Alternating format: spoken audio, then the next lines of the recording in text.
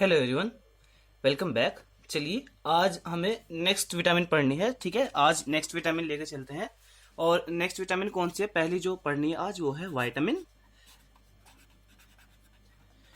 B5। ठीक है ना, विटामिन B5। अगर देखा जाए तो कोर्स के अकॉर्डिंग सबसे बेकार विटामिन यही है। ठीक है ना, क्योंकि कुछ भी नहीं है इसके अंदर, बहुत थोड़ा सा जानना है। ठीक है ना, बहुत सुपरफिशियली देखना है, क्योंकि क्वेश्चन भी बनेगा ही नहीं। पहली बात तो बनेगा तो एक MCQ बनेगा। तो इंट्रो में वही कि इसके अंदर क्या है, इस विटामिन के स्ट्रक्चर के अंदर क्या है। एक इंपॉर्टेंट चीज है, इसका नाम होता है बीटा एलेनिन। एलेनिन पता है क्या होती है? एलेनिन अमाइनो एसिड होती है। ठीक है ना, लेकिन बीटा का मतलब क्या है कि वो अल्फा अमाइनो एसिड ना होकर, जो बॉडी के अंदर होती है ना अल्फा अमाइनो एसिड, वो अल्फा अमाइनो एसिड ना होकर वो कैसी है, वो बीटा अमाइनो एसिड है। ठीक है ना, बीटा पोजीशन पे है उसके ग्रुप। ठीक है, अच्छा तो पहली बात, इसकी सोर्स क्या है? सोर्स बेसिकली बहुत सारे सोर्स की जरूरत नहीं है, क्योंकि बॉडी के अंदर नेचुरली अच्छे खासे लेवल पे सिंथेसिस हो जाती है इसकी। ठीक है ना, सिंथेसिस हो जाता है इसका। अब है इसका स्ट्रक्चर। स्ट्रक्चर है ना, स्ट्रक्चर सोर्स है इंटेस्टाइनल फ्लोरा। इंटेस्टाइनल फ्लोरा से अच्छे खासे लेवल पे सिंथेसिस हो जाता है। स्ट्रक्चर क्या है? स्ट्रक्चर में क्या है कि इसका ये किसका पार्ट बनाता है? ये कोएंजाइम का पार्ट बनाता है। कोएंजाइम जैसे पढ़े होंगे ना, कोएंजाइम सक्सेनाइल कोएंजाइम है, एसिटाइल कोएंजाइम है, ये काफी सारे पढ़े होंगे आपने। ठीक है ना, तो उन सबके स्ट्रक्चर में विटामिन B5 होगा। ठीक है, बिल्कुल बेकार बात, बिल्कुल यहाँ से क्वेश्चन बिल्कुल नहीं बनेगा। क्वेश्चन कहाँ से बनेगा? इसकी डेफिशिएंसी पे। डेफिशिएंसी पे, ठीक है ना, क्वेश्चन सिर्फ डेफिशिएंसी बनेगा। या तो MCQ आएगा या फिर टीचर Y1 पूछेगा आपसे। ठीक है, डेफिशिएंसी क्या होता है इसकी? Gopalan's burning foot syndrome. Foot syndrome. और ये इंपॉर्टेंट किस लिए है? क्योंकि गोपालन्स वो इंडियन नेम आ गया है, इसलिए इंपॉर्टेंट है, वरना इसके अलावा इसका कोई भी इंपॉर्टेंट नहीं है। और क्या बोलते हैं इसको? न्यूट्रिशनल, एक सेकेंड, न्यूट्रिशनल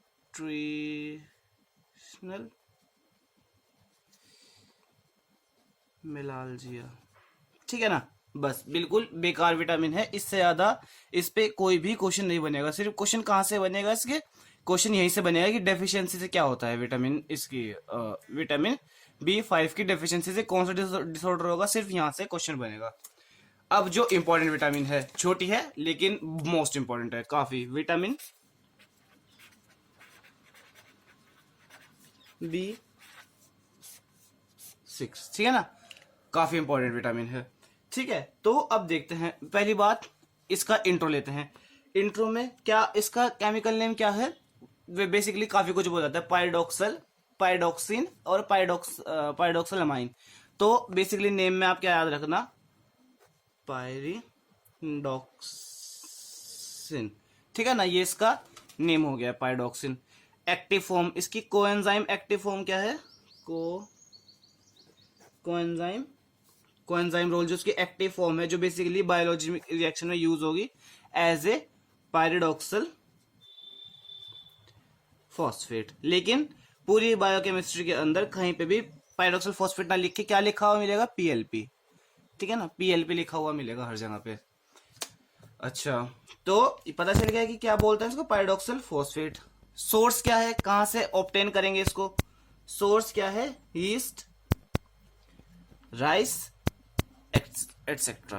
दो सोर्स काफी है Y1 बताने के लिए आपको। ठीक है ना, विटामिन B6। अब जो मेन बात है, ठीक है ना, मेन बात है कि यूज कहां पे है इसका बॉडी के अंदर, यूज कहां पे हो रही है ये विटामिन B6 हम बॉडी के अंदर यूज कहां कर रहे हैं हम विटामिन B6 को?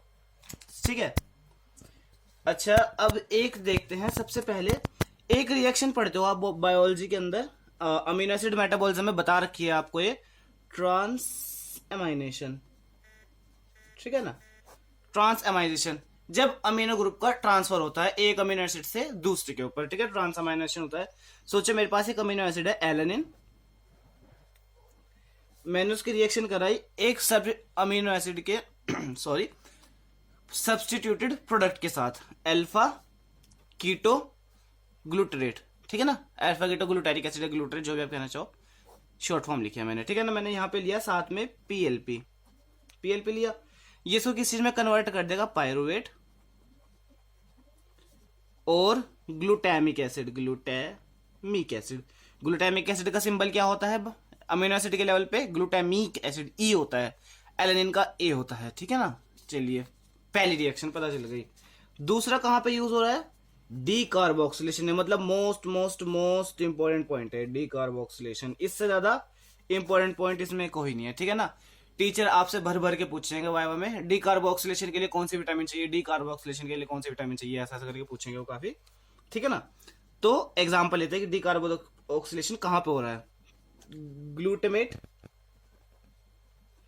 ग्लूटामेट पता है क्या होता है, बायोलॉजी के अंदर बनता है ना अमोनिया मेटाबॉलिज्म में ग्लूटामेट, ठीक है ना, ग्लूटामेट। अब ग्लूटामेट से मुझे CO2 निकालनी है, ग्लूटामेट से डी कार्बोक्सिलेशन का मतलब ये होता है CO2 निकालनी है। मैंने इसमें पीएलपी डाला, पीएलपी डाला और ये क्या बन गया, गाबा, गामा अमीनो ब्यूटेरिक एसिड। इतनी छोटी बात है, बता लिखने की भी जरूरत नहीं है। गामा अमीनो ब्यूटेरिक एसिड एक तरह का न्यूरोट्रांसमीटर है, ठीक है।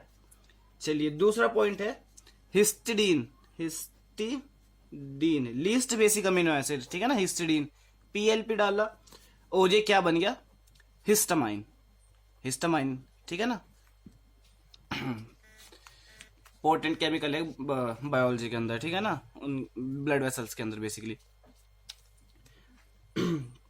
फिर मैंने क्या लिया, 5 हाइड्रोक्सी ट्रिप्टोफान, ट्रिप्टोफान। अब ट्रिप्टोफान क्या है, मोस्ट कॉम्प्लेक्स अमीनो एसिड, ठीक है ना। ट्रिप्टोफान के मेटाबॉलिज्म में जब बताया था लास्ट प्रीवियस वीडियो में, उसमें एक स्ट्रक्चर बताया था, बन रहा था सेरोटोनिन, सेरोटोनिन, तो वो यहां से बनता है। क्या चाहिए होता है, विटामिन B6, विटामिन B6 लिख दो या पीएलपी लिख दो, बात एक ही है, ठीक है। तो डी कार्बोक्सिलेशन के लिए चाहिए, बेसिकली देख ले, डी कार्बोक्सिलेशन के लिए चाहिए हिस्टिडीन, ये हिस्टिडीन से हिस्टामाइन बनाने के लिए, 5 हाइड्रोक्सी ट्रिप्टोफैन से सेरोटोनिन बनाने के लिए, और ग्लूटामेट से गाबा बनाने के लिए, ठीक है। चलिए नेक्स्ट देखते हैं, नेक्स्ट कहां पे चाहिए, नेक्स्ट यूज है इसका metabolism of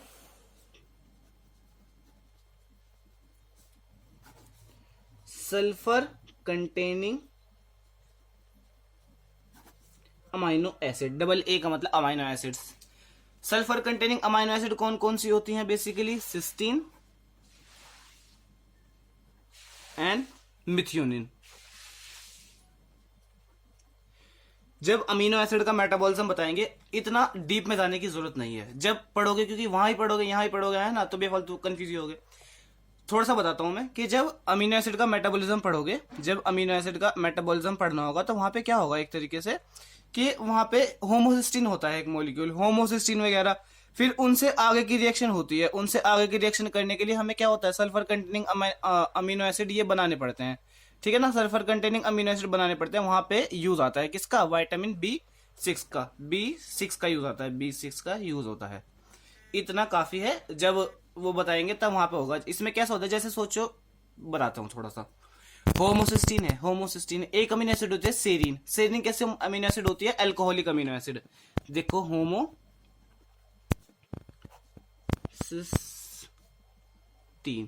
homocysteine plus serine, ठीक है ना, अल्कोहलिक अमीनो एसिड होती है ये।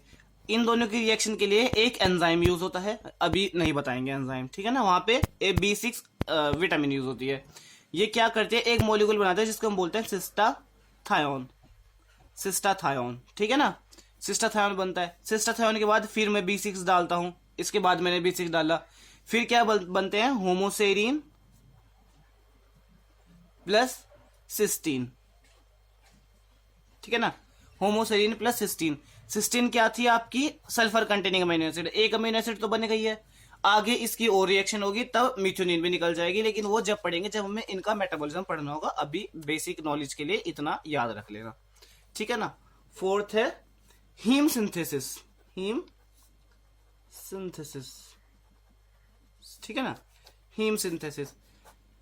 अब एक चैप्टर आएगा आपका बायोकेमिस्ट्री में, हीम सिंथेसिस के नाम से एक चैप्टर आएगा, ठीक है ना। उसमें हीम जो होता है किसका पार्ट होता है, आरबीसी का पार्ट होता है। बेसिकली आरबीसी का पार्ट होने के लिए उसमें एक एंजाइम होता है एएलए, अल्फा लेवुलिनिक एसिड होता है ये, सिंथेस। तो इसके फंक्शन के लिए क्या रिक्वायर होता है, B6 रिक्वायर होता है इसके फंक्शन के लिए। बस इतनी सी छोटी सी बात याद रखनी है, ठीक है ना, इतनी छोटी सी बात याद रखनी है कि इसके फंक्शन के लिए B6 रिक्वायर होता है। अब खत्म बात, सब यूज पता चल गए। अब देखते हैं डेफिशिएंसी कि डेफिशिएंसी क्या होगी, ठीक है ना। अगर मेरे पास B6 की डेफिशिएंसी हो गई तो इतनी ज्यादा इंपॉर्टेंट क्यों है। चलिए अब देखते हैं। अब अच्छा सोचो, अगर मेरे पास B6 की डेफिशिएंसी हो गई, मेरे पास B6 की डेफिशिएंसी हो गई तो B6 की डेफिशिएंसी हो गई मेरे पास, ये है यहाँ पे चाहिए, ठीक है। B6 क्यों चाहिए, गाबा बनाने के लिए। B6 की डेफिशिएंसी हो गई तो गाबा नहीं बन पाएगा, गाबा नहीं बन पाएगा तो ग्लूटामेट इंक्रीज हो जाएगा, ग्लूटामेट इंक्रीज होगा तो वो ब्रेन में जाएगा, ब्रेन में जाके वो क्या करेगा, कन्वल्शंस कोज करेगा। और वो क्या करेगा, जितने भी आपकी नर्व सेल्स होंगी, मतलब नर्व फाइबर वगैरह होंगी, उनके ऊपर एक शीट होती है, माइलिन शीट, ठीक है ना। माइलिन शीट को डीमाइलिनेशन कर देगा और क्या कॉज करेगा, पेरिफेरल न्यूराइटिस, पेरिफेरल न्यूराइटिस। ये 2 पॉइंट याद रखने हैं, ठीक है, बेसिकली मोस्ट इंपॉर्टेंट है। अब अच्छा, अब एक पॉइंट और बताया था इसमें, एक सेकेंड और रह गया शायद, हाँ, कि यूजेस में एक तो ये बता दिया ना, हाँ बताया था वो, क्या यहाँ पे बताया था कि ट्रिप्टोफैन मेटाबॉलिज्म के लिए नेसेसरी होती है ये B6। सोचो अगर B6 ही डेफिशिएंट हो गई तो ट्रिप्टोफैन ही नहीं बन पाएगा, ट्रिप्टोफैन नहीं बन पाएगा तो विटामिन B3 नहीं बन पाएगा, B3 नहीं बन पाएगा तो जितनी डेफिशिएंसी B3 से होनी थी वो भी सब दिखेंगी। B3 से कौन सी डेफिशिएंसी होती है, पलेग्रा, तो B6 से भी पलेग्रा हो सकता है, ठीक है ना। ये इंपॉर्टेंट क्वेश्चन है, ये बन सकता है, ठीक है। और एक है इंपॉर्टेंट, हीम सिंथेसिस के लिए जरूरी है B6, ठीक है ना, हीम सिंथेसिस। सोचो अगर हीम ही ना बन पाया, हीम ही नहीं अगर बन पाया तो क्या होगा, आरबीसी नहीं बन पाएंगे, आरबीसी नहीं बन पाएंगे तो क्या होता है अल्टीमेटली, आरबीसी जब नहीं बनता है, एनीमिया, ठीक है। इतना काफी है। आई होप वीडियो इंटरेस्टिंग लगी होगी आपको और समझ आया होगा इसमें बेसिकली थोड़ा सा ही। बाकी नेक्स्ट वीडियो मिलते हैं, नेक्स्ट वीडियो में विटामिन B7 को कवर करने की कोशिश करेंगे, ठीक है ना, विटामिन B7 को देखेंगे। चलिए आपसे एक छोटा सा क्वेश्चन पूछते हैं इनके लेवल पे। क्वेश्चन है, आंसर यहां पूछते हैं, क्वेश्चन है answer least basic amino acid, least basic amino acid अभी पढ़ाते हुए बताया था, ठीक है ना। लीस्ट बेसिक अमीनो एसिड का नाम बताएं, ठीक है ना। चलिए तब तक के लिए बाय बाय, मिलते हैं नेक्स्ट वीडियो में।